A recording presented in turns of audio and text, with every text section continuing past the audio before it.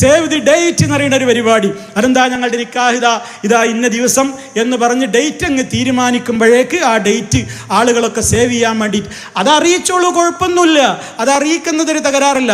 പക്ഷേ പ്രശ്നം എന്താണെന്നറിയോ, ഈ പെണ്ണും ചെക്കനും കൂടെ ഏതെങ്കിലും സ്ഥലത്ത്, ഒന്നുകിൽ കാട്ടിക്ക്, അല്ലെങ്കിൽ ഒരു ബീച്ചിൽക്ക്, അല്ലെങ്കിൽ വേറെ ഏതെങ്കിലും ഒരു സ്ഥലത്തേക്ക് പോയിട്ട് അവരൊരു ക്യാമറാമാൻ അവരുടെ കൂടെ ഉണ്ടാകും, ഒരു വീഡിയോഗ്രാഫർ.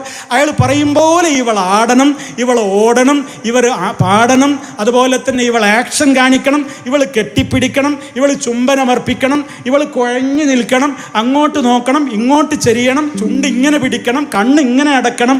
ഈ നിർദ്ദേശമൊക്കെ ഈ വീഡിയോഗ്രാഫറുടെ നിർദ്ദേശം അനുസരിച്ച് അതങ്ങനെ ചെയ്യാണ്. എന്നിട്ടൊരു സ്വകാര്യമായിട്ട് അവൻ കാണുകയാണോ? അല്ല, ഇതിവിടെ ഇൻസ്റ്റാഗ്രാമിലും ഫേസ്ബുക്കിലും ഒക്കെ പരസ്യമായിട്ടാണ്. അങ്ങനെ ഒരുപാട് ആളുകൾ ഇവളുടെ സേവ് ദി ഡേറ്റ് പ്രോഗ്രാം അതിങ്ങനെ കാണുക. നിക്കാഹ് കഴിഞ്ഞോരും ഉണ്ട്. കഴിഞ്ഞോരാകുമ്പോൾ പറയും ഞങ്ങൾ നിക്കാഹ് കഴിഞ്ഞതല്ലേ, പിന്നെന്താ, കഴിഞ്ഞെങ്കിൽ നിങ്ങളുടെ ബെഡ്റൂമിലാടോ, അത് നിങ്ങളുടെ വീട്ടിൻ്റെ സ്വകാര്യതയിലാടോ.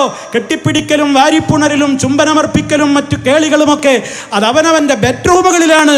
അത് നാട്ടുകാരുടെ മുമ്പിൽ ചെയ്തുകൊണ്ട് അത് ഇൻസ്റ്റാഗ്രാമിലും അതുപോലെയുള്ള സ്ഥലങ്ങളിലും പോസ്റ്റ് ചെയ്യാനുള്ളതല്ല.